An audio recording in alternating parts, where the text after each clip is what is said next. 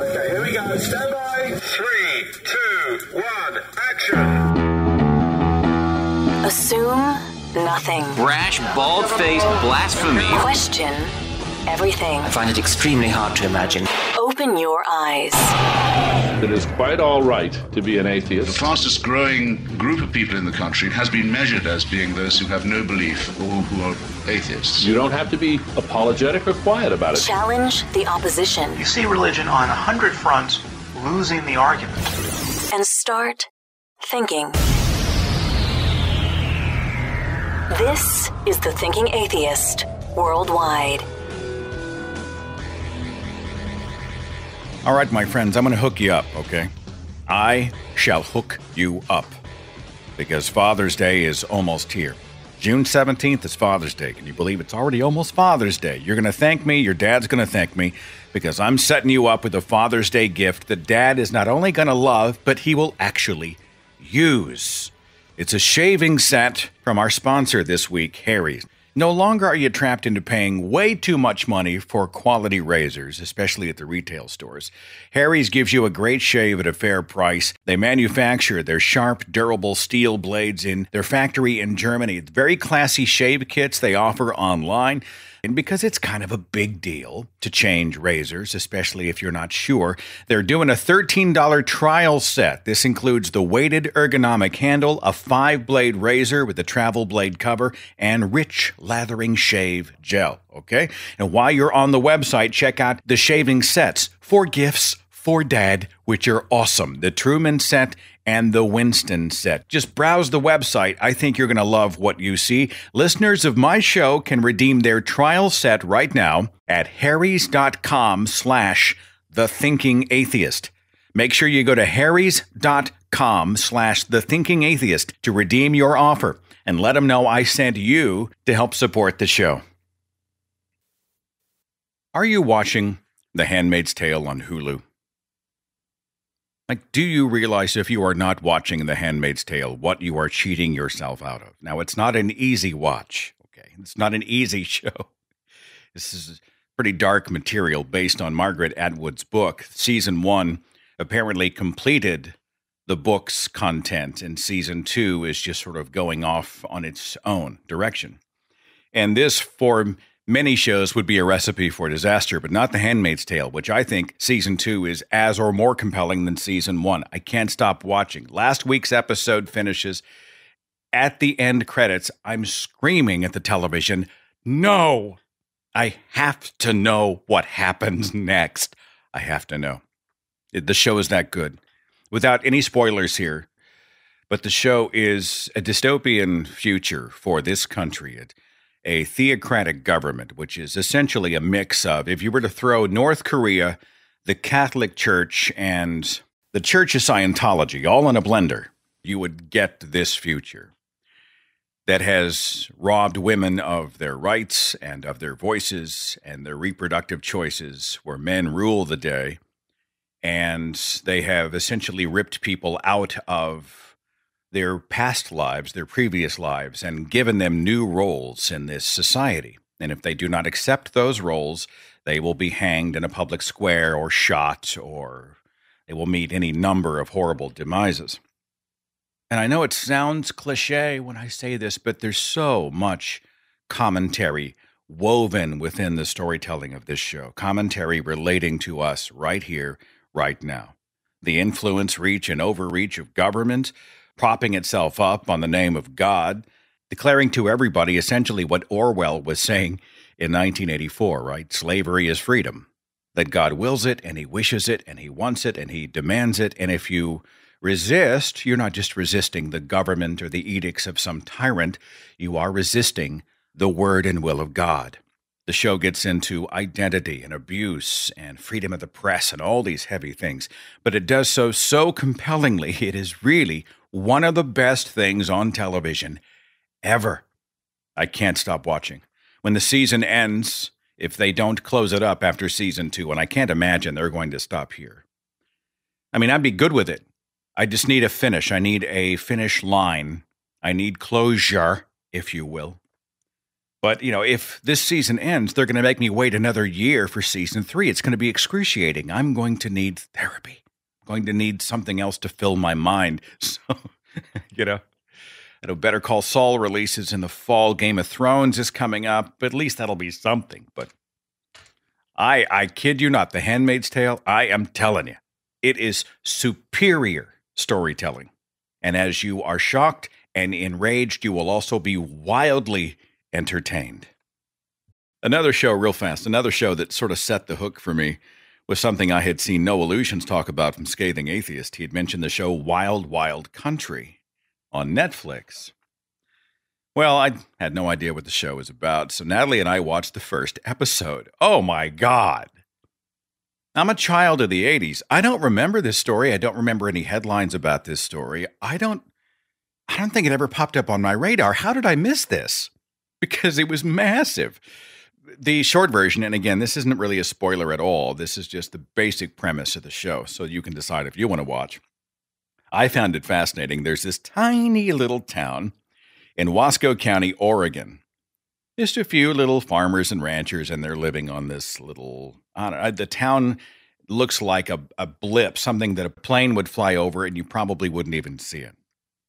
They're out there living in this tiny town inside the wild country. All of a sudden, this cult leader, he's kind of a mix between the Maharishi and Buddha and Gandhi and the dude from Heaven's Gate. Okay. He shows up with thousands of his cult followers, these really wacky people that are dressed in all maroon, this kind of maroon red. They buy 80,000 acres adjacent to this town. So these poor, unassuming ranchers and farmers, they're just hanging out. They go out and get the mail and feed the dog. And if they're still working, they'll harvest the crops. A lot of them are retired. They just want a quiet life. All of a sudden, this whole train filled with batshit just arrives at their front door, purchases 80,000 acres right next to their town, or even in their, I think it's in their town. And they start to transform the whole place into some sort of a religious community. And so you see these guys, they're out there out front in their creased Wranglers and a cowboy hat, and they're out there at the end of the driveway watching these people show up going, what the hell's going on here? Who is this Osho, and what kind of religion are they practicing in there? They're fencing everything off, and they're building a whole bunch of buildings, and they're all just, it's just wild. I saw the first episode, and I'm going to have to go back and find out what happens next. But if that kind of thing interests you, Wild Wild Country on Netflix. Natalie and I were talking about it after the fact, and for me, it revealed the desire for many people to belong. Like, we ask ourselves, how does somebody end up in a cult like that? And we're going to do another show on cults before long. How does somebody who is a professional, an adult, a parent, a doctor, a lawyer, an accountant, whatever, how does someone who seems pretty reasonable end up wearing the maroon pajamas and chanting and crying and getting naked in the streets and doing all this stuff? How does this happen? And when you see people unhappy in their lives, like they're missing something in their lives, even if they're financially successful, they have the toys, they have the big house, they have the opportunities, they drive the fancy car, they're supposedly the representation of what success is here in the modern age. And yet in their hearts, they are unhappy. They are unfulfilled. They are in many ways vulnerable because they are seeking. The church often will do this in many capacities. They will find people who are restless, dissatisfied, heartbroken, unhappy, empty. And they will say, well, the empty space in your life is something that we can fill. That's attractive to a lot of people. And it was attractive to a lot of people in regard to this particular cult. Sloughing off the material possessions of this world and all the baggage and just finding freedom, finding a mental, physical, emotional, spiritual freedom that this other life that you've been living in has not provided. That's really attractive to a lot of people. And so they just leave everything. And they leave their spouses, they leave their children behind, and they just travel around the world to go join this leader, a charismatic leader who makes these amazing promises and gives them a system where they might be able to fill the holes inside their hearts. It's a fascinating observation of how religions, which are cults, by the way, of how religions work and how they attach themselves to people and how they attract so many and how they gain power. Anyway, after just one episode, that's kind of where I got. And I think it might be an interesting exercise for you as well. Wild Wild Country on Netflix. I didn't mean to make the first part of the broadcast like a TV guide commentary, but it just happened to be on my mind, and it's a loosely formatted show today. So I finally got the chance to watch the video debate, discussion, whatever you want to call it, between Matt Dillahunty and Dr. Jordan Peterson. I was on the plane heading to LA on the 14th of this month, and I just sat there and I like to download stuff to my phone while I'm on the plane. So it's podcasts or movies or whatever, and I downloaded the video debate from YouTube to watch while I was traveling. Now, if you don't know who Dr. Jordan Peterson is, he's a clinical psychologist. He is a professor in Toronto, and he is he's at least presented as this intellectual rock star who has become hugely popular in the past 12 months. I mean, his star has really started to shine.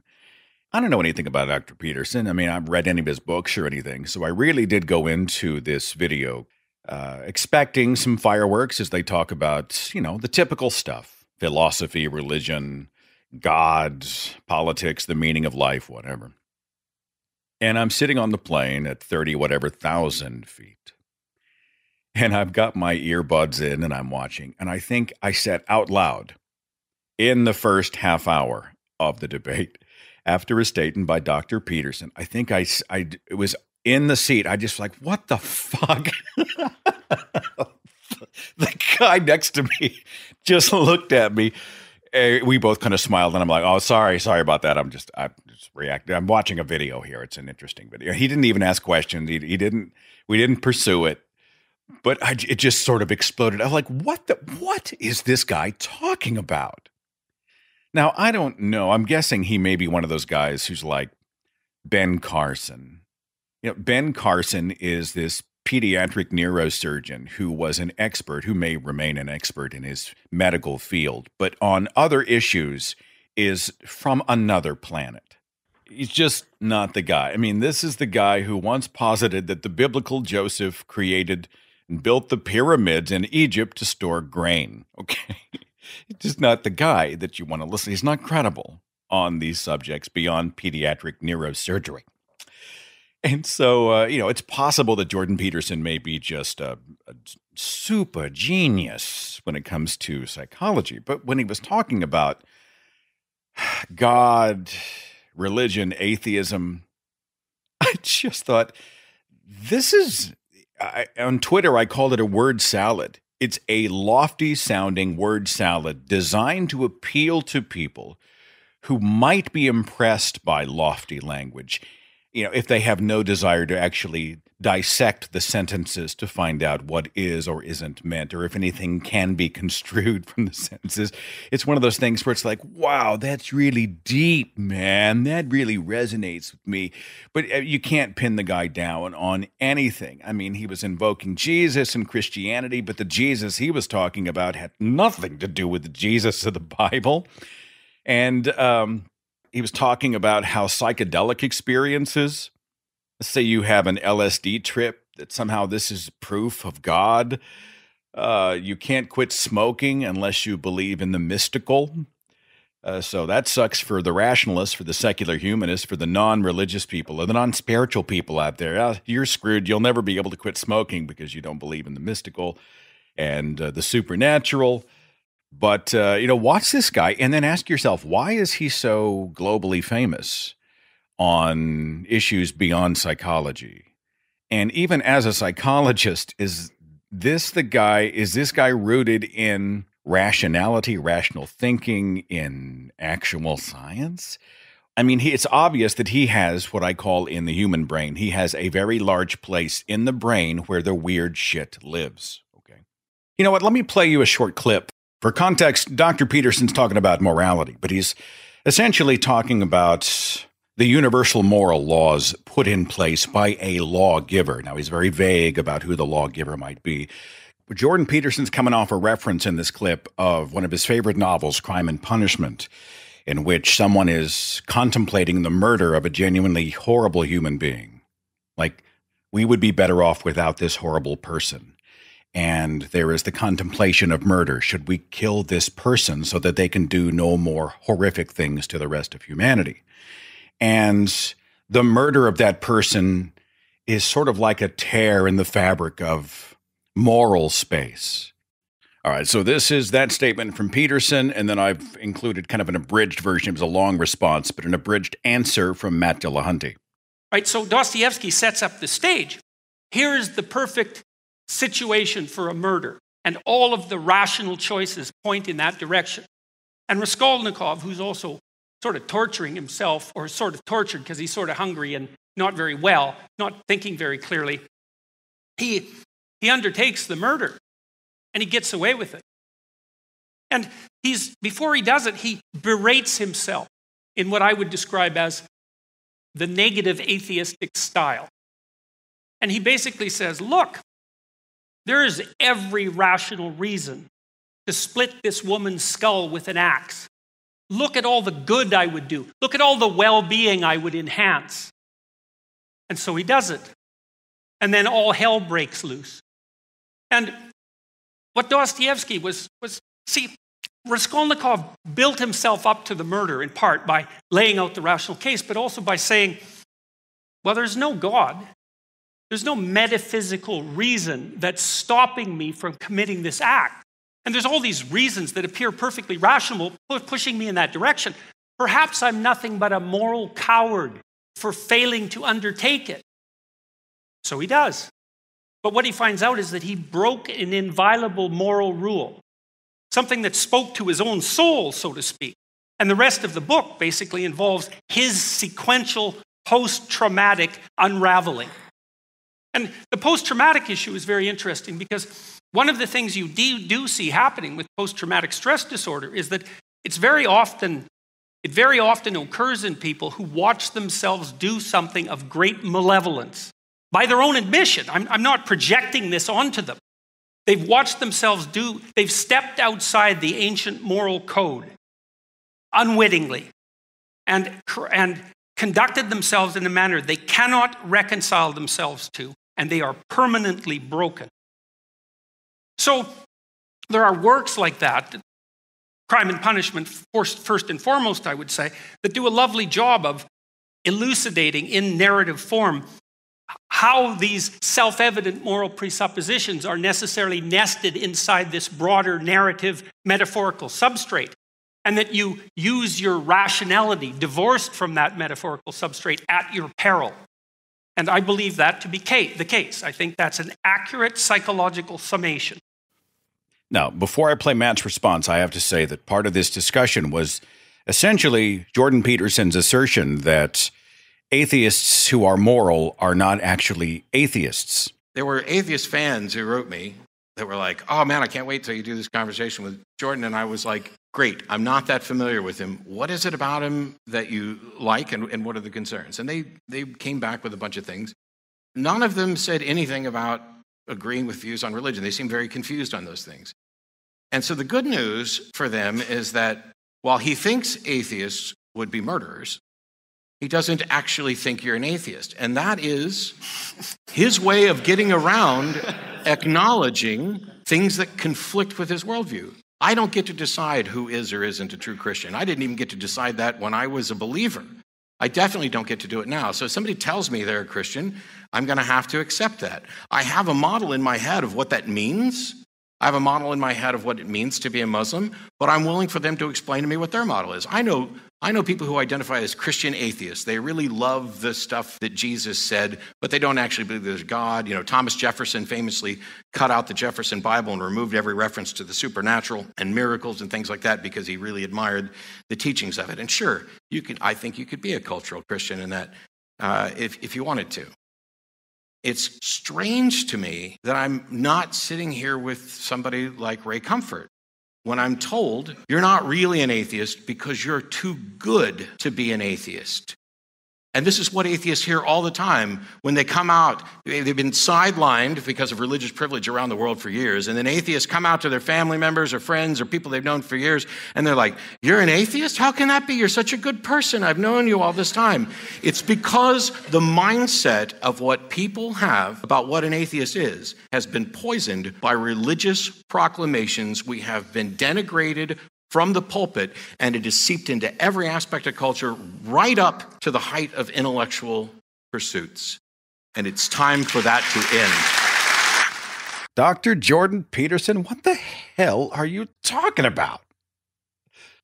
I am not remotely impressed. Look, I'm not a great mind. I'm not one of these guys who's looking at him as, an intellectual peer. Who stands upon the mountain of his own intellect, looking down upon the rest of these posers. No. I'm just a guy. But I do have, a working brain and the ability to reason. And when I hear the word salad that came out of his mouth during this hour and 40-minute exchange, I walked away thinking, I'm not sure I can trust anything the guy says. What else is going on in my life? My extremely random life. On this extremely random monologue of a show. You have to forgive me, they're doing construction right across the street from my home studio. They're building a house over on the corner. It's not too far away. Been working on it for a few months now, and the guys who were out there, they were doing some rock work out front, and they must love 80s music because they've got their van parked out there, and they've got the doors open, windows down, and they're cranking the 80s music. So I'm out there letting the dogs out and getting the mail out front here just a while back this morning, and they're playing Def Leppard from the Hysteria album, the song Love Bites, which is right out of my youth. And I'm waiting on the dogs, and of course, they're sniffing around looking for the perfect spot, like one day they'll be judged for whether or not they chose the perfect plot to urinate on. They make a circle, make another circle. No, that's not it. They walk over here, sniff, sniff, sniff, another circle, another circle. No, that's not it. And they essentially make a grid over the entire yard while I'm on the porch going, come on, hurry up. I've got work to do. You're killing me. And it gives enough time for the song, which is playing across the street, to implant itself in my brain.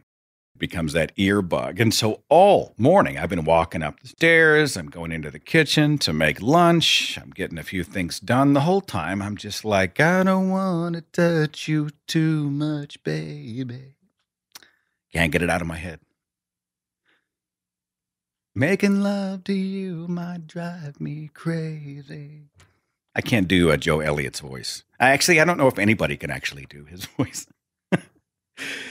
So the whole time as I'm sitting here behind the microphone in the studio, I know you think that love is the way to make it. Down, down, down. But I don't want to be there when you decide to break it. I love bites, love bleed. I don't even know what that song means. Do you know what the song is about? Love bites, love bleeds, it's bringing me to my knees. Love kills, love dies. It's no surprise. Love bites, love bleeds. It's all I need. What? Oh, I am a shitty singer. I'm terrible. I'm sorry to do that to you. But when you're among friends and you feel comfortable, you can do that kind of thing. So maybe it's stuck in your head now. You are welcome. You're welcome. I caught just a few minutes of the royal wedding, and I'm happy for Prince Harry and Meghan Markle. I really am. I can be cynical about this stuff, but they seem like good people. William and Harry seem like good guys, honestly. They really do. They seem to be more self-aware about the more than occasional circus of the royal family than others, in my opinion. They just seem to have that wink, like, we kind of get it. We understand. And they seem like moral guys, moral people who want to make the world a better place. Good for them. But Natalie's watching the royal wedding, and she's, enamored of the fairy tale and the gowns and the decor and the beautiful ceremony and all those things. And I lasted about 3 minutes, and I went upstairs and went to work. So I went on Twitter, and I asked the question, please help me understand the idea of the royals. the royal family, and the idea that by what some would consider divine birthright, you are born superior to someone else. Now, this is automatically where the polarization starts, because some people were like, absolutely, they're better than the rest of everybody else, or they think they are, and it's an atrocity. And then you had other people say they aren't superior. They're simply born into the family, given a certain measure of responsibility. They have to dedicate their entire lives to serving their country. Comes with monumental responsibility. They don't think they are better. They are simply royals or the royal family. I'm not really sure how to process that one. The role of the royal family in relation to the rest of the government or the government, and, this idea that someone can be just born into a situation where they are treated with such adulation and deference for what? It's like being one of the Kardashians. You just won the genetic lottery. You won the birth lottery. You are born into a family of tremendous wealth, privilege, and opportunity. And for the rest of your life, you will be celebrated, even almost worshipped, because of where you were born and who you were born to. It's an interesting conversation about how we qualify those we admire and who is genuinely worthy of our admiration. And is it about the fairy tale? Is it about tourism? Is it about tradition? Or is it something else? I think people may still be engaging in those conversations on that particular thread even now, talking about their own opinions. I mean, honestly, if it works and it's a tradition you feel brings benefits and really does attract tourists and do all the things that they say, knock yourself out. But the idea of having a queen, a king, a prince, a princess, what would that be like here in the United States? And you have somebody like Donald Trump in power. Would Ivanka Trump then automatically be royalty? Perhaps she already is. Some would consider her royalty. And their children and their children and their children in perpetuity, forever. They would have inherited the authority, the affluence, the influence, the celebrity, the power, because of a specific bloodline. It's an interesting conversation. Where do you fall on that one? Another story of note, and I can't believe it is a story of note. I am hoping you saw the story this month. It was published, I think, first in the Inside Edition, about the guy who caught the angel on camera. This dude from Michigan. Guy's a local fire chief. His name is Glenn Thorman. Got a motion sensor camera, I guess out near the front of his house, pointing out to the yard / drive / wherever. The cars are parked. You can see his gray pickup truck with the camper shell on it. And in the photograph, in the screen capture, you see an angel. And you got to Google image search it, but I'll do my best to describe it. It looks like it stands about 8 to 9 feet tall, and it has human characteristics plus the angel wings. Of course, it is blurry. There's a little head on it, and you can see the torso and what looks like arms, and perhaps even a little strap coming down the chest. You can't really see the legs, so, I don't know if the angel's legs are just being blurred by the wings, but it looks like there is a flapping angel creature thing right over this pickup truck in the front yard, and I'm guessing in the video, you can actually see the angel flying. I've only seen the still image. Well, if you're Glenn Thorman of Michigan, this has got to be a sign from God. He tells Inside Edition, he says, I was just like, whoa, I thought, that's an angel. His wife came in and took it even further. Her name is Rhonda. Quote, we're just strong believers, she said. So it was just awesome to have that picture come through. And there's just no way that it's not an angel. Inside Edition reports that Rhonda says this is a sign. The sign that her home is blessed by God. The image goes viral. And you can see social media split. Right? There's a group of eager believers who were like, praise Jesus, it's a sign from on high. An angel has come to visit this couple in northern Michigan, stand on their truck, or whatever they're saying. It's obviously an angel. The other group is yelling at the top of its voice, probably laughing as they type the words, it's a moth, not an angel. It's a moth. A moth flew in front of the security camera, and this made global news. Hell, I took a screenshot. I've got a security camera that faces both the front and the backyard of my home. At one point, this was last year, a spider crawled across the lens. Now, I looked up, and it looked like a 1950s horror movie, because it was sitting right on top of the lens. It really did. It was, and I took a screenshot of it, and I was like, OMG, and I made a big joke, blah, ha, ha. These people see a moth fly in front of a screen, this blurry motion of the moth wings going 1,000 miles an hour, and they decide that this is a sign that God has blessed the home and family. It just blows my mind that somebody would be so desperate for a sign, would be such a pattern seeker in a spiritual context, that they would think that if there is Jesus or a God or Yahweh up there, I'm sure they're Christians, that instead of actually curing cancer or feeding the starving children or coming down to try to make sense of the chaos that is this world and alleviate the avalanche of global suffering that we see every day in our news feeds, instead, his power would be targeted toward the driveway of a family in northern Michigan so that they could experience a gray, blurry thing that looks like it's sitting over the pickup truck. And people lap this stuff up. It's insane. It's insane. My friend Susie sent me a fascinating article published in Radio Today on the 22nd of this month. The title of the article is Radio Presenters and Journalists Among Top Jobs for Psychopaths.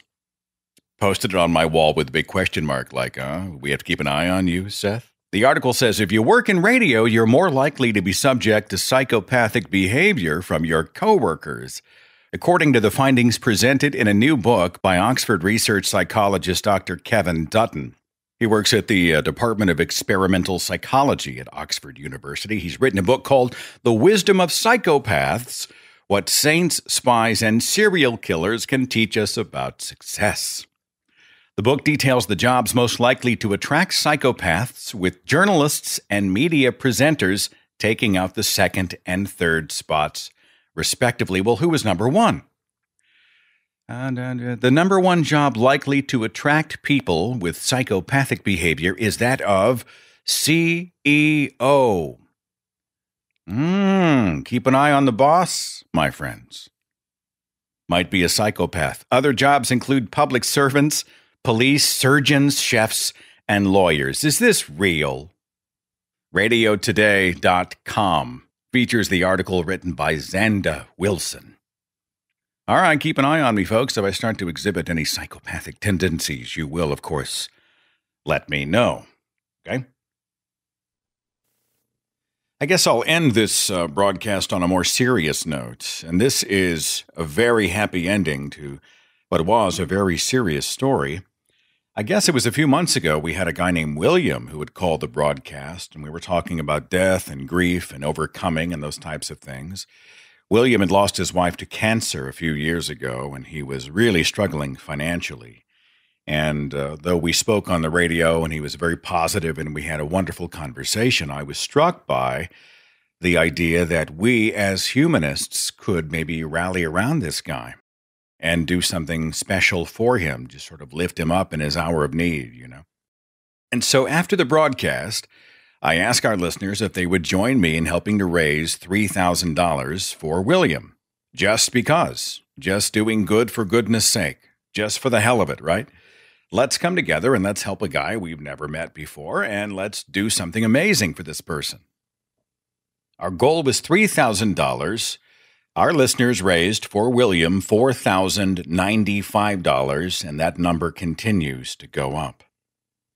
Well, a few days ago, he sent me an email, a follow-up email, and he said this, and I wanted to share it with you. He said, "Thanks to the folks that contributed to the fund that you set up, I was able to purchase a truck to replace my broken car. Also, it allowed me to restart my maintenance business, and it's been going well enough that I had to hire a part-time helper. Things have turned around so much since March, it's kind of surreal. I owe you and the compassion of this group a big thank you for helping to turn my circumstances around. I've started to reveal my skepticism to select friends and acquaintances, and the effect of coming out has been energizing to me and those that get it. I've also found a new female partner who has gone through a similar journey. We've decided to walk this grief thing out together for the foreseeable future. We know that nothing lasts forever as a result of our past losses, but we know we are a good fit for now. Saying all this to say, without your podcast, none of what has happened positively would have occurred, and I personally thank you for your kindness and hard work in giving me a place to go while finding reality again. William." William, I so appreciate you, my friend, and I'm going to defer right away to my listeners who went above and beyond and continue to amaze me with their goodwill and generosity and good humor and just desire to be there for other people whenever they can. So they deserve the thanks and the credits. This is just a conduit. They are the ones who were able to funnel those resources in your direction, and I'm honored to be a part of it. That is a happy ending to a story that I think we can all draw encouragement from, and I can't think of a better way to close the broadcast today. You made a difference in someone's life, my friends. You changed a life and helped someone start a new chapter. That is what it's all about. It feels pretty good. Have a wonderful week, and I will see you back here next Tuesday on the Thinking Atheist radio broadcast. Follow The Thinking Atheist on Facebook and Twitter. Watch dozens of original videos on the Thinking Atheist YouTube channel. And visit our website for resources, links, contact information, the editor's blog, and more. thethinkingatheist.com.